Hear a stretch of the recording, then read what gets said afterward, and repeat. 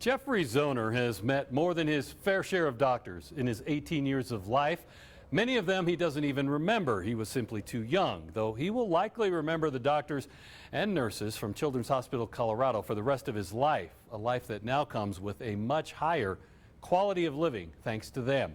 And a first in the world pediatric use of a new 3D technology that's just one key part of an amazing heart journey for this teenager.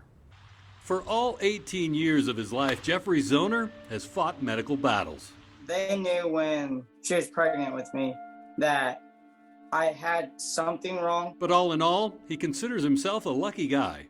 Geoffrey's had issues, but all in all, I mean, he's been we're very lucky and fortunate that he's had the outcomes that he's had throughout. So Geoffrey was born with Noonan syndrome. It's a genetic disorder that can prevent normal development in various parts of the body.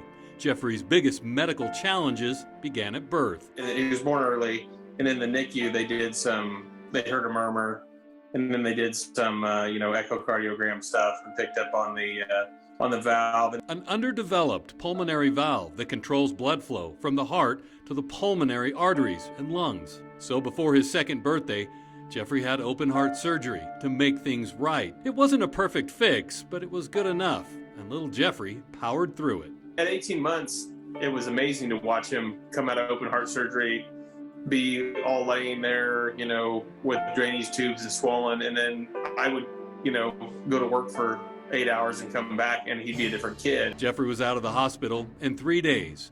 That first heart surgery was also the first of many moments of medical inspiration from his doctors.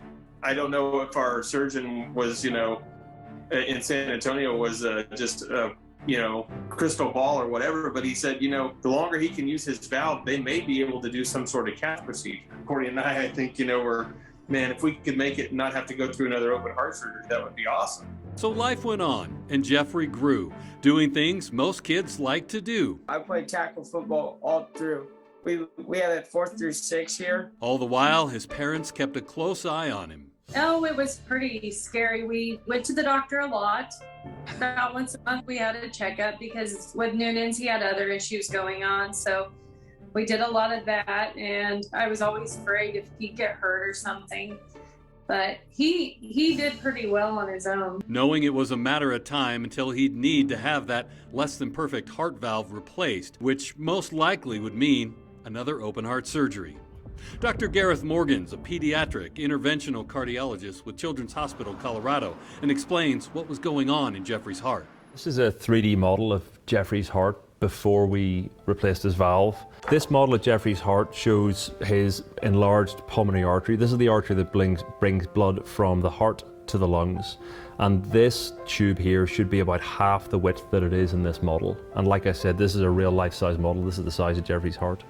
So this dilation of his pulmonary artery is because the blood just goes back and forth from his heart to his lung artery instead of moving in one direction and going to his lungs.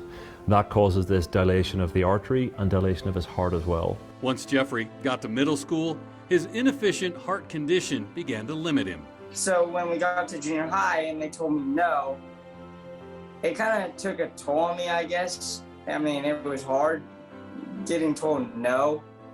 And that's how it is in high school. And that's how it was with the last 2-3 years with basketball. I wanted to play and do stuff, but just getting told no is hard.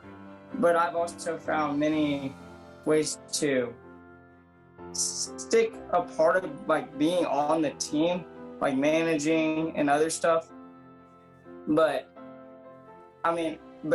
deep inside it hurt. In 2021, Geoffrey's cardiologist in Kansas recommended it was time, after more than 16 years, to start making plans for that looming open heart surgery to replace his leaky valve. When I heard we had to have open heart surgery, my first reaction is, how am I going to get through this? But as time progressed, I guess I started mentally preparing myself before, physically. Mm-hmm. I went straight saying, I can get through this and stuff. It's just going to be better at the end of and maybe football is an option, or maybe basketball is going to be an option afterwards. In August of 2021, Geoffrey, his mom and dad all came to Colorado, prepared for a 10-day stay for open heart surgery, when again, medical inspiration stepped into a doctor's mind for Geoffrey. It's kind of a funny story if you think about it, because we go out there Friday, and we have pre-op was Monday, surgery Tuesday. Saturday afternoon, we get a phone call that we reviewed his records, and Dr. Morgan actually said, why haven't we had this option of the calf operation? Because he's a perfect candidate for it. That's when Dr. Morgan became part of the team of experts who take care of Geoffrey. To be fair, what Geoffrey's family thought and what his cardiologist thought is the standard way of doing things. We talk about all our patients before anything gets done. So as we discussed Geoffrey and explained that, his cardiologist referred him, this is what we're planning to do, there's several people in the room, were just putting their hands up saying, well, hold on a second, what about this new technology that we've developed? There's a way to do this that might be able to get Geoffrey the same result with a much more minimally invasive approach and a much quicker recovery, much less physical and psychological trauma, and hopefully get him back to doing what he loves doing really quickly. While it seemed like a no-brainer for his parents, Geoffrey wasn't so easily swayed. Well, whenever they heard the news, they were like, let's do it, let's get it over with. And I'm like, hold on, I want to meet this person before we even get going with it, because I'm like, he's a doctor, so yes, but I thought he was kind of crazy. So he was intrigued by this. He's a guy with a pretty inquiring mind and an interesting way of looking at things, and he wanted to hear all about it and make sure that he agreed with my take on the technology and look at all the statistics and the medical evidence for it. On Sunday, we went to talk to him. He sat down, showed us everything that was going to go on. Kudos to Geoffrey to take it upon himself to, not just listen to mom and dad and say, do it right away, because it was hard for him to switch gears. So Dr. Morgan took the time on a Sunday afternoon to meet us in the hospital lobby and sit down with a cup of coffee. And as many questions as Geoffrey had, he had the patience and time, and ran back to his office to get the models of the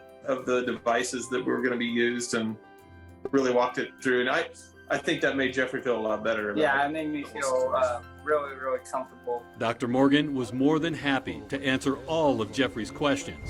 And I think if I'd have sat down with Geoffrey and been anxious and nervous, he'd have smelt a rat. And for me, having comfort in the technology and the team I work with means that Geoffrey can ask me any question he wants, and I'm happy to answer honestly and know that I'm not leading him up a garden path or trying to pull the wool over his eyes. There was no doubt in my mind this was a completely appropriate option for him. After meeting with him, I was like, okay, let's do this instead. Because another thing is, because he said instead of 6 to 9 months of recovery, it's 6 to 9 weeks. Geoffrey was also the first pediatric patient in the world to have his heart valve replaced in a surgery guided by new 3D technology. For Geoffrey also we introduced actually a first in the world, which was we use a new type of imaging called 3D ICE. So this is an intracardiac imaging system, intracardiac echocardiography, which is a way of using standard ultrasound technology but miniaturized and optimized to give us what are really phenomenal pictures inside patients' hearts. Not only did Geoffrey benefit from this new 3D tech, he agreed to let Dr. Morgan document and share his surgery in real time so other pediatric cardiologists can help other young patients avoid open heart surgery if possible. We were lucky to be hosting a big international meeting on interventional cardiology in Denver, the CSI meeting, and as part of that meeting, it's very educational for other interventional cardiologists. We always have live and recorded cases so that we can provide education for doctors around the world, and Geoffrey agreed to have his case filmed so that we could basically share the new technology, the new techniques we're using with interventional cardiologists throughout North America, but also around the world. Technically, the procedure went really well. His valve is working as well as any valve is, and his heart will see the benefits of not having to deal with that huge amount of leakage. Instead of a 9-month recovery from having his chest cracked open, I was back to normal in 4 weeks, which I thought was crazy. The soreness in the groin was the worst part. Yeah. And why was it important for Geoffrey to share his story? Wanted to help other kids so they didn't have to go through what I went through at 18 months so they can have that quicker recovery. Because for me, it was because I'm very social, that my parents can back up that school is very important to me, and getting back to school that quick, it helped a lot.